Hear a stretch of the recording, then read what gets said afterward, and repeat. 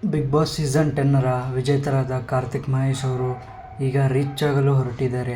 ಹೌದು, ಈ ವಿಷಯ ಏನೆಂದು ತಿಳಿಯಲು ಈ ವಿಡಿಯೋನ ಪೂರ್ತಿಯಾಗಿ ನೋಡಿ ಅಂತ ಹೇಳ್ತೀನಿ.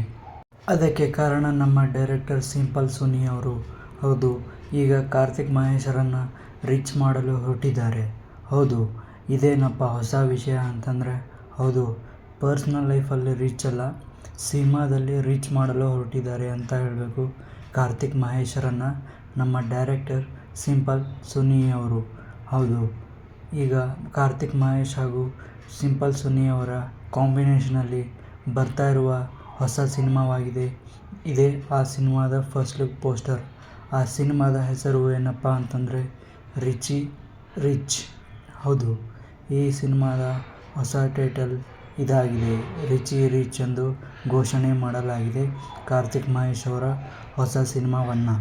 ಹೌದು, ಕಾರ್ತಿಕ್ ಮಹೇಶ್ ಅವರ ಕಳೆದ ವರ್ಷ ಬಂದಂತಹ ಮೂಕಜೀವ ಚಿತ್ರವು ಸಖತ್ತಾಗಿ ಪ್ರಶಂಸೆಯನ್ನು ಜನರಿಂದ ಪಡೆದುಕೊಂಡಿತ್ತು ಅಂತಲೇ ಹೇಳಬೇಕು.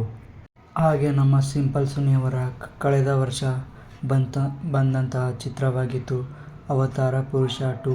ಹೌದು, ಶರಣ್ ಅವರ ಜೊತೆ ಕಾಂಬಿನೇಷನಲ್ಲಿ ಬಂದಂತಹ ಸಿನಿಮಾ ಮಿಕ್ಸ್ಡ್ ರೆಸ್ಪಾನ್ಸನ್ನು ಪಡೆದುಕೊಂಡಿತ್ತು ಅಂತ ಹೇಳಬೇಕು. ಸೊ ಇವರಿಬ್ಬರ ಈಗ ಕಾಂಬಿನೇಷನ್ನಿಂದ ಹೊಸ ಸಿನಿಮಾವನ್ನು ತೆರೆಗೆ ಬರ್ತಾ ಇದೆ.